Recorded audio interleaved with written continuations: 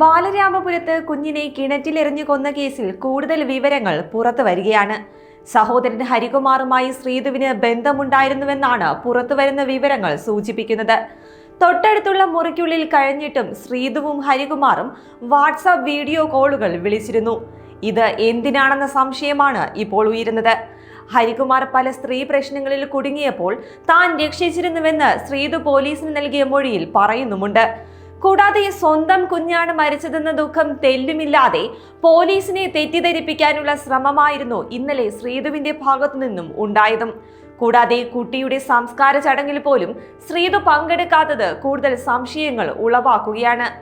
താൻ പറയുന്നതൊന്നും ഭാര്യ കേൾക്കാറില്ലെന്ന ഭർത്താവ് ശ്രീജിത്തിന്റെ മൊഴിയും കേസിൽ നിർണായകമാകും.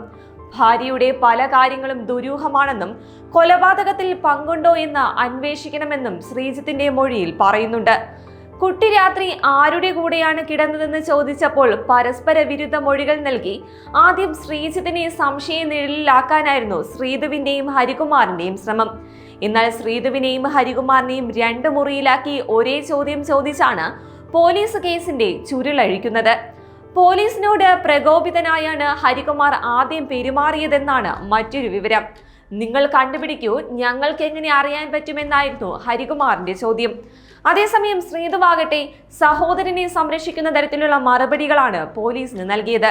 എന്നാൽ തന്നോടുള്ള അടുപ്പ കൂടുതൽ കൊണ്ട് മക്കളോട് ഹരികുമാർ ദേഷ്യത്തോടെ പെരുമാറിയിട്ടുണ്ടെന്ന് ശ്രീധു പറഞ്ഞത് തുമ്പായി മാറുകയായിരുന്നു. ഒരിക്കൽ ഹരികുമാർ ദേവേന്ദുവിനെ ദേഷ്യത്തിൽ വലിച്ചെറിഞ്ഞിട്ടുണ്ടെന്നും ശ്രീധു പറഞ്ഞതോടെ ഹരികുമാർ കുടുങ്ങി. അതിനിടയിൽ ശ്രീധുവുമായി അടുപ്പമുണ്ടായിരുന്ന പൂജാരിയെ പോലീസ് കസ്റ്റഡിയിലെടുത്തിരിക്കുകയാണ്. കരിക്കകം സ്വദേശിയായ പ്രദീപിനെയാണ് പോലീസ് കസ്റ്റഡിയിലെടുത്തിരിക്കുന്നത്. കരിക്കകത്ത് മൂകാംബിക മഠം എന്ന പേരിൽ ഇയാൾ ആശ്രമം നടത്തി വരികയായിരുന്നു. പ്രദീപ് കുമാറിന്റെ ഇപ്പോഴത്തെ പേര് ശംഖുമുഖം ദേവിദാസൻ എന്നാണ്. മുമ്പ് കാതികൻ SP കുമാറായി മാറിയ ഇയാൾ മുട്ട കച്ചവടമടക്കം പല ജോലികൾ ചെയ്ത് അതിനുശേഷം ദേവിദാസൻ എന്ന മന്ത്രവാദിയായി മാറുകയായിരുന്നു. മുട്ടസ്വാമി എന്ന പേരിലും ഇയാൾ അറിയപ്പെടുന്നുണ്ടെന്നാണ് വിവരം. ഇയാളുടെ കൂടെ മന്ത്രവാദങ്ങളിൽ സഹായിയായി ശ്രീധു പോയിരുന്നുവെന്നും വിവരമുണ്ട്. കൂടാതെ പ്രദീപിന്റെ ഭാര്യയുടെ വീട് ബാലരാമപുരത്താണെന്നാണ് റിപ്പോർട്ടുകൾ. അടുത്തിടെ ശ്രീധുവും ഹരികുമാറും തലമുണ്ടനം ചെയ്തിരുന്നു. ഇത് പൂജാരിയുടെ നിർദ്ദേശപ്രകാരമായിരുന്നുവെന്നാണ് കരുതപ്പെടുന്നത്.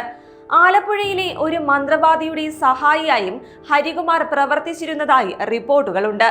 കൊലപാതകത്തിൽ മന്ത്രവാദിക്ക് ബന്ധമുണ്ടോ എന്നടക്കം പരിശോധിച്ചു വരുന്നുണ്ട്. ദേവിദാസൻ സ്ഥലം വാങ്ങി നൽകാമെന്ന് പറഞ്ഞ് 30 ലക്ഷം രൂപ തന്നിൽ നിന്ന് വാങ്ങിയെന്ന് ശ്രീധു നേരത്തെ തന്നെ പോലീസിനോട് പറഞ്ഞിരുന്നു. അതിനാൽ തന്നെ പൂജാരിയുമായി ബന്ധപ്പെട്ട് നടത്തിയ സാമ്പത്തിക ഇടപാടുകളടക്കം പോലീസ് പരിശോധിക്കും. അതേസമയം ശ്രീധുവിന്റെ കുടുംബത്തിന് വലിയ സാമ്പത്തിക പ്രശ്നങ്ങൾ ഉണ്ടായിരുന്നുവെന്നാണ് പോലീസുകാരും നാട്ടുകാരും പറയുന്നത്. പണം കടം നൽകിയ പലരും വീട്ടിലെത്തി ബഹളം വച്ചിരുന്നു. സ്വന്തം വീട് തകർന്നു തുടങ്ങിയതിനാൽ കോട്ടുകോൽ കോണത്ത് വാടക വീട്ടിലാണ് ഇവർ താമസിച്ചിരുന്നത്. ഇതിനിടയിൽ വീട്ടിൽ സൂക്ഷിച്ചിരുന്ന 30 ലക്ഷം രൂപ കാണാനില്ലെന്ന പരാതിയുമായി ശ്രീധു ബാലരാമപുരം പോലീസ് സ്റ്റേഷനിൽ എത്തിയിരുന്നു. മതിയായ തെളിവുകളില്ലാത്തതിനാൽ പോലീസ് തെളിവുമായി ഹാജരാക്കാൻ നിർദ്ദേശിക്കുകയും ചെയ്തു. തുടർന്ന് തിരിച്ചെത്തിയ ഇവർ ദേവേന്ദു കൊല്ലപ്പെടുന്നതിന് തലേ ദിവസമാണ് പരാതി പിൻവലിച്ചത്. ഇതും ഇപ്പോൾ ദുരൂഹത ഉയർത്തുന്നുണ്ട്. അതേസമയം ശ്രീധുവിന്റെയും ഹരികുമാറിന്റെയും ഫോൺ ശാസ്ത്രീയ പരിശോധനയ്ക്ക് അയക്കാനാണ് പോലീസിന്റെ നീക്കം. രണ്ടുപേരും തമ്മിലുള്ള ചാറ്റുകൾ വീണ്ടെടുക്കുന്നതിനാണ് പരിശോധന നടത്തുന്നത്. എന്നാൽ കൊലപാതകത്തിന്റെ തലേ ദിവസമുള്ള മെസ്സേജുകൾ ഇരുവരും ഡിലീറ്റ് ചെയ്തിരുന്നുവെന്ന് പോലീസ് കണ്ടെത്തിയിട്ടുണ്ട്. ഇന്നലെ പുലർച്ചെ 5 മണിയോടെയാണ് കുഞ്ഞിനെ കാണാനില്ലെന്ന പരാതി ബാലരാമപുരം പോലീസിന് ലഭിക്കുന്നത്. ആദ്യ പരിശോധനയിൽ തന്നെ വീട്ടുമുറ്റത്തെ കിണർ മറച്ചിരിക്കുന്ന വല ഒരു ഭാഗത്ത് നീങ്ങിയിരിക്കുന്നത് പോലീസിന്റെ ശ്രദ്ധയിൽപ്പെട്ടിരുന്നു. മൃതദേഹം ലഭിച്ചതോടെ കൊലപാതകി വീട്ടിനുള്ളിൽ തന്നെയെന്ന് പോലീസ് ഉറപ്പിച്ചു. കട്ടിലിന് തീയിട്ടും ഷെഡിൽ 3 കുരുക്കിട്ടും തെറ്റിദ്ധരിപ്പിക്കാൻ നടത്തിയ എല്ലാ പദ്ധതികളും പൊളിച്ചാണ് പോലീസ് പ്രതിയിലേക്ക് ഇന്നലെ എത്തിയതും.